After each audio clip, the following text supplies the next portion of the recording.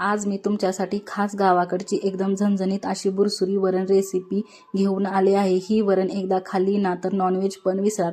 सगळ्यात आधी मी 5 डाळी मिक्स करून घेतल्या आहे। तुरीची डाळ, उडदाची डाळ, मसूर डाळ, हरभऱ्याची डाळ आणि मूग डाळ।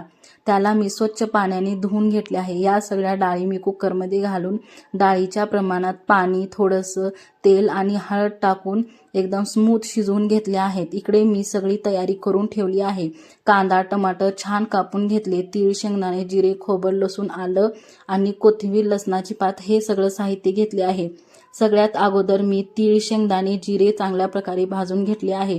नंतर खोबरं, लसूण आणि अद्रक त्यालाही भाजून घेतले आहे आणि कांदा, टमाटर, थोडंसं तेल टाकून त्याला सॉफ्ट होईपर्यंत ठेवले आहे। या सगळ्याची मस्तपैकी पेस्ट करून घेतले। आता कढईमध्ये तेल घालून त्याच्यामध्ये जिरे, कोथिंबीर टाकली आहे आणि लसणाची पातही टाकली आहे। लसूण, आलं, खोबऱ्याचं वाटण त्याच्यामध्ये टाकले आहे आणि त्यावर कांदा, टमाटरची पेस्ट टाकून चांगली परतणी दिली। आता खरी मजा, त्यात मी सुहाना मसाला, मटण मसाला, गरम मसाला, धनिया पावडर, काळं तिखट आणि हळद घातले आहे आणि मसाला छान तेल सुटेपर्यंत परतला। त्याच्यामध्ये नंतर तिळीचं वाटण टाकून त्याला चांगल्या प्रकारे परतून घेतले आहे। त्याला चांगल्या प्रकारे तेल येईपर्यंत त्याला परतून घेतले आहे।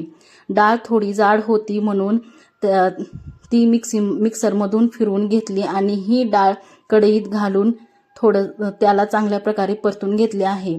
गरम पाणी, चवीपुरतं मीठ घालून बुरसुरी वरण छान उकळून घेतले आहे। याला खूप छान तरी आली होती। मी इकडे ज्वारीची ही भाकर करून घेतली आहे। बुरसुरी वरण ज्वारीची भाकरी आणि भातासोबत खूप छान लागते। बुरसुरी वरण इतकी चविष्ट लागते की एक भाकर कमीच पडते, 2 भाकरी लागतात, एवढं छान बुरसुरी वरण लागतं। याची तरीही बघा किती छान प्रकारे आली आहे।